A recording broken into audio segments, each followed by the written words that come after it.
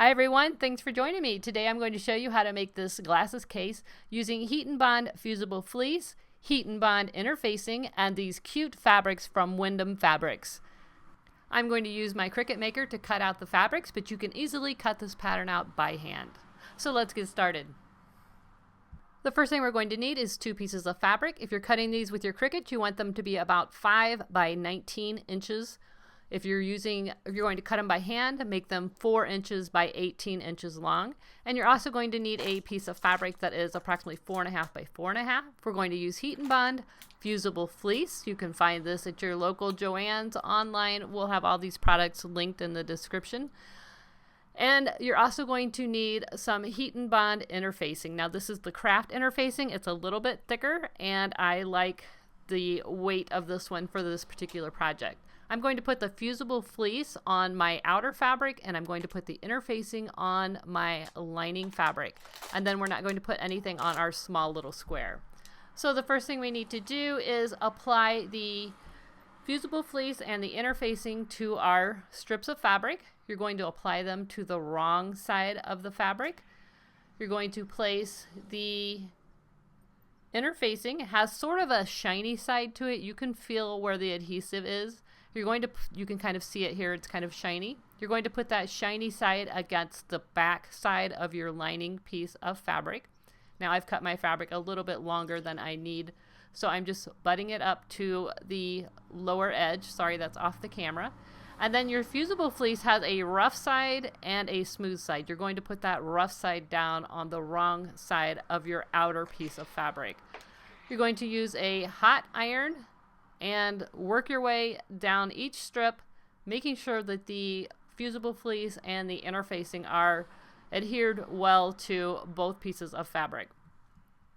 Once you have your interfacing done, if you are cutting this by hand, you want to find a round object, and you're going to round one end of each strip of fabric just to create the flap for our sunglass case. So just use a round object right up in the corner and then trace it, and then go ahead and cut around it. Do the same on both sides so that you have a rounded edge. And again, you want to repeat that for both pieces. I'm going to cut mine on my Cricut, so I'm going to go ahead and load this on my Cricut mat and let it do the cutting for me.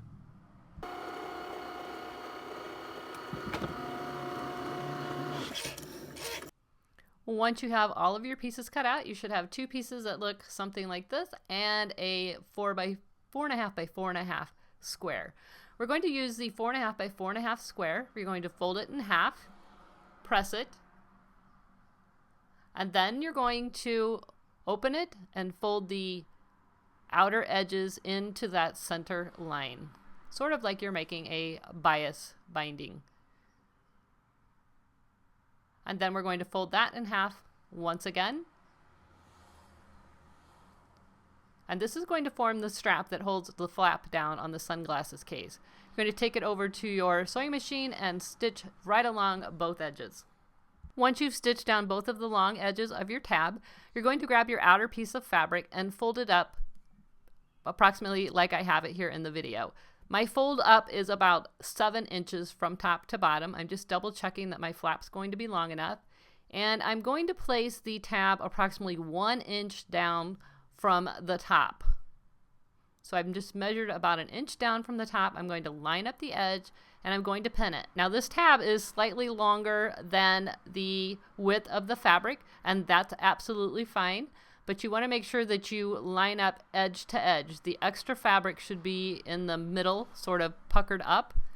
When you sew this down, you want to make sure that you sew the edges flush with the edge of the fabric. And again, it's about 1 inch down from the top. So go ahead and stitch right along that edge, 1 inch down from the top, and you're going to just sew right along that edge.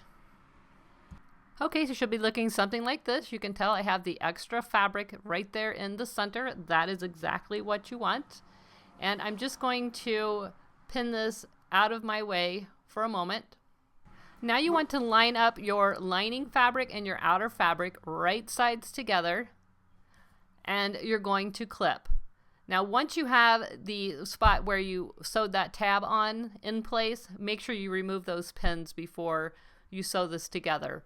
but I'm keeping the pins in there just until I get it clipped so that I can make sure I don't get any of that extra fabric in the edge where I'm going to be sewing.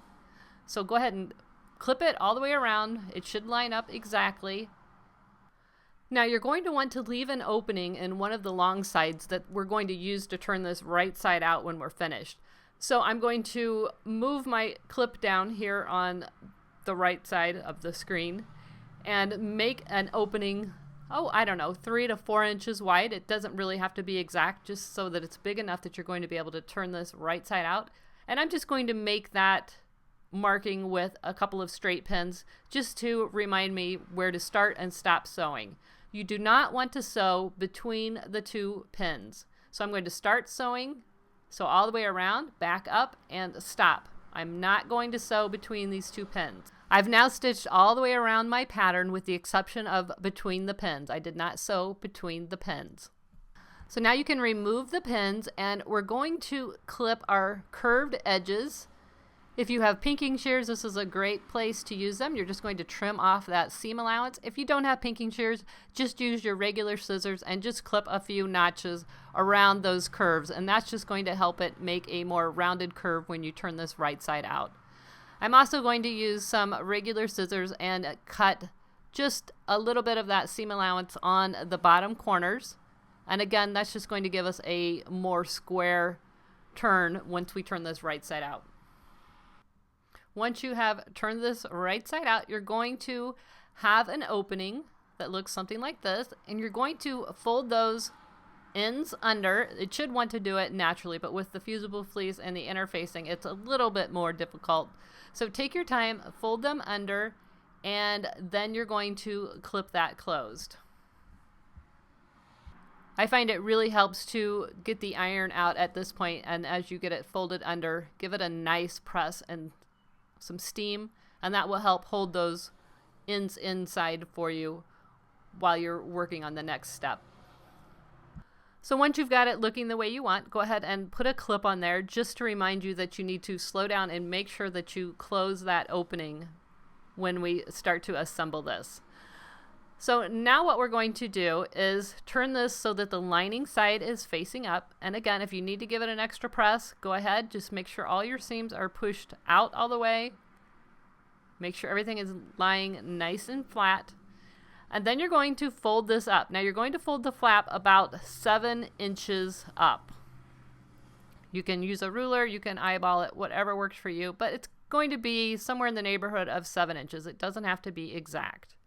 Once you have it in place, finish clipping it, and then you're going to take it over to your sewing machine and you're going to sew all the way around, up and over the flap and back to where you started. Make sure when you sew over the strap, again, that extra fabric is in the middle of the case and not in your seam.